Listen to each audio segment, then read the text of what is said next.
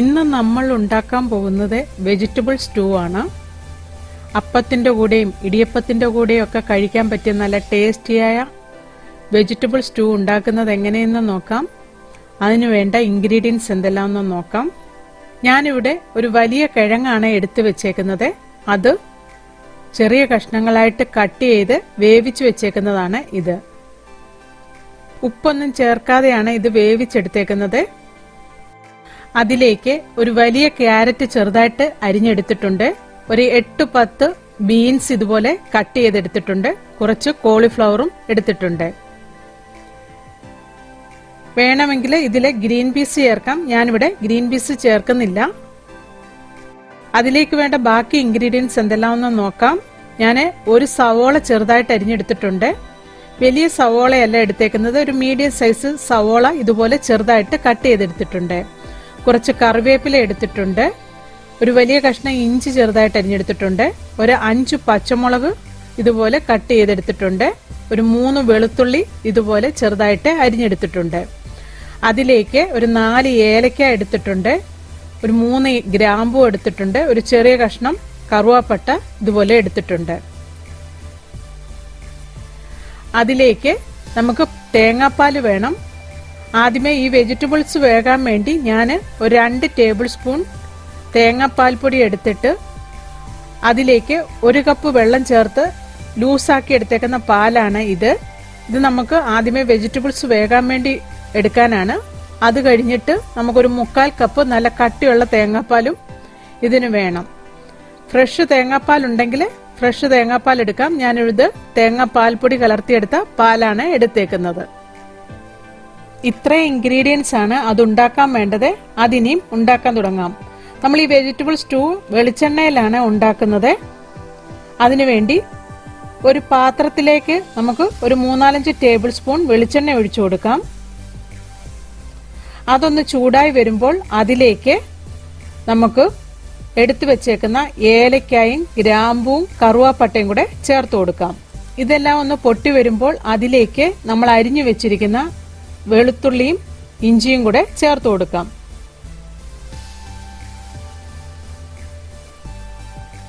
ഇഞ്ചിയുടെയും വെളുത്തുള്ളിയുടെയും പച്ചമണം മാറുന്നിടം വരെ നമുക്കിതൊന്ന് വഴറ്റിയെടുക്കാം.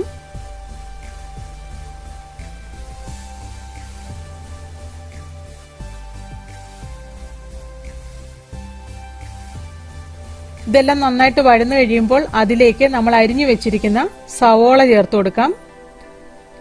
ഈ വെജിറ്റബിൾ സ്റ്റൂളിന് നീളത്തിലല്ല സവോള അരിയേണ്ടത്, ഇതുപോലെ ചെറുതായിട്ട് കട്ട് ചെയ്തെടുക്കുകയാണ് വേണ്ടത്. അതും ചേർത്ത് നന്നായിട്ടൊന്ന് വഴറ്റിയെടുക്കാം. ഇതെല്ലാം നന്നായിട്ട് വഴന്നു കഴിയുമ്പോൾ അതിലേക്ക് പച്ചമുളകും കറിവേപ്പിലയും കൂടെ ചേർത്ത് കൊടുക്കാം. നമ്മൾ ഈ വെജിറ്റബിൾ സ്റ്റൂവില് പച്ചമുളക് മാത്രമേ ചേർക്കുന്നുള്ളൂ. അതുകൊണ്ട് എരിവ് കൂടുതൽ വേണമെങ്കിൽ പച്ചമുളകിന്റെ എണ്ണം കൂട്ടി കൊടുക്കാം. ഞാനിവിടെ ഒരു 5 പച്ചമുളകേ എടുത്തിട്ടുള്ളൂ. ഇത് ചേർത്ത് നന്നായിട്ടൊന്ന് വഴറ്റിയെടുക്കാം.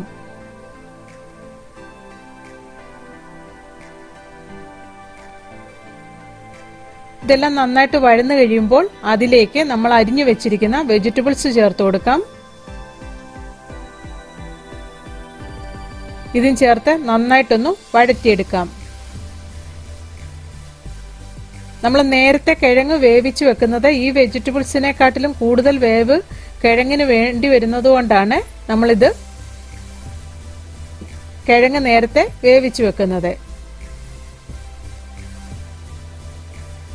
ബീൻസും ക്യാരറ്റും കോളിഫ്ലവറും ഒക്കെ നമുക്കൊന്ന് ചെറുതായിട്ടൊന്ന് വെന്ത് വന്നാൽ മതി. ഒരുപാട് വെന്തുടഞ്ഞു പോകരുത്. അതിനുവേണ്ടിയാണ് അത് സെപ്പറേറ്റ് ആയിട്ട് കിഴങ്ങ് നേരത്തെ വേവിച്ചു വെക്കുന്നത്. ഇത് നന്നായിട്ടൊന്ന് വഴറ്റിയെടുത്തതിന് ശേഷം അതിലേക്ക് നമ്മൾ എടുത്തു വെച്ചിരിക്കുന്ന തേങ്ങാപ്പാല് ചേർത്ത് കൊടുക്കാം. ഇത് ലൂസായിട്ടുള്ള തേങ്ങാപ്പാലാണ് ഞാൻ ഒഴിച്ചു കൊടുക്കുന്നത്.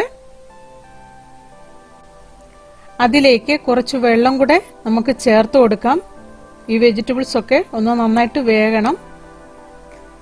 അതിനുവേണ്ടി കുറച്ച് വെള്ളം കൂടെ ഇതിലേക്ക് ചേർത്ത് കൊടുക്കാം. അതും ചേർത്ത് നന്നായിട്ടൊന്ന് ഇളക്കി യോജിപ്പിക്കാം. ഫ്രഷ് തേങ്ങാപ്പാൽ എടുക്കുകയാണെങ്കിൽ നമ്മൾ 2ാം പാൽ ആണ് ഇതിലേക്ക് ചേർത്ത് കൊടുക്കേണ്ടത്. ആ തേങ്ങാപ്പാലിൽ കിടന്ന് വെജിറ്റബിൾസ് നന്നായിട്ട് വേവിച്ചെടുക്കണം.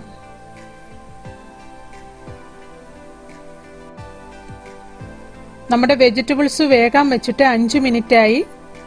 നമ്മുടെ വെജിറ്റബിൾസ് ഒക്കെ മുക്കാലും വേവായിട്ടുണ്ട്. മീഡിയം ഫ്ലെയിമിലായിരുന്നു ഞാൻ വെച്ചിരുന്നത്. 5 മിനിറ്റോളമായി ഇത് വേകാൻ വെച്ചിട്ട്. നമുക്കിനി അതിലേക്ക് നമ്മൾ വേവിച്ച് വെച്ചേക്കുന്ന കിഴങ്ങ് ചേർത്ത് കൊടുക്കാം. കിഴങ്ങും ചേർത്ത് വീണ്ടും നന്നായിട്ടൊന്ന് ഇളക്കി യോജിപ്പിക്കാം.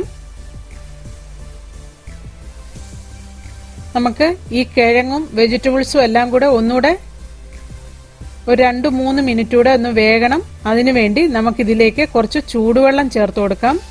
ചൂടുവെള്ളം ഒഴിച്ചതിന് ശേഷം വീണ്ടും ഒന്ന് നന്നായിട്ട് ഇളക്കി യോജിപ്പിച്ചിട്ട് നമുക്കിത് അടച്ചു വെച്ച് മീഡിയം ഫ്ലെയിമിൽ തന്നെ ഒരു 2 മിനിറ്റ് വേവിച്ചെടുക്കാം.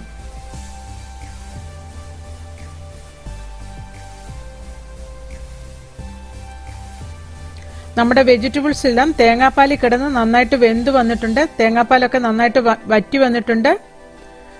നമ്മൾ ഇതുവരെയായിട്ടും ഇതിൽ ഉപ്പ് ചേർത്തിട്ടില്ല. അതിലേക്ക് ഉപ്പ് ചേർത്ത് കൊടുക്കാം. ഉപ്പും ചേർത്ത് നന്നായിട്ടൊന്ന് ഇളക്കി യോജിപ്പിക്കാം.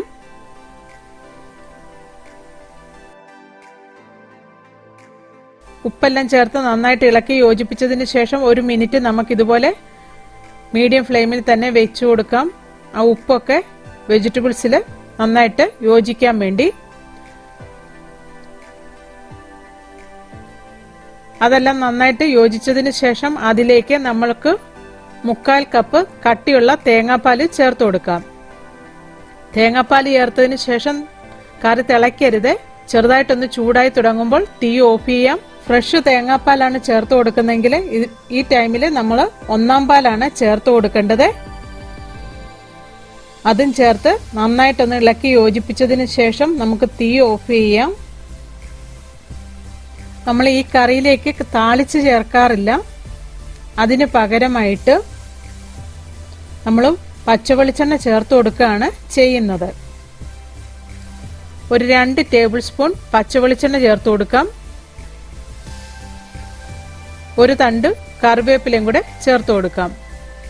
ഇതെല്ലാം നന്നായിട്ട് ഇളക്കി യോജിപ്പിച്ചതിന് ശേഷം നമുക്കിതൊന്ന് അടച്ചു വെക്കാം.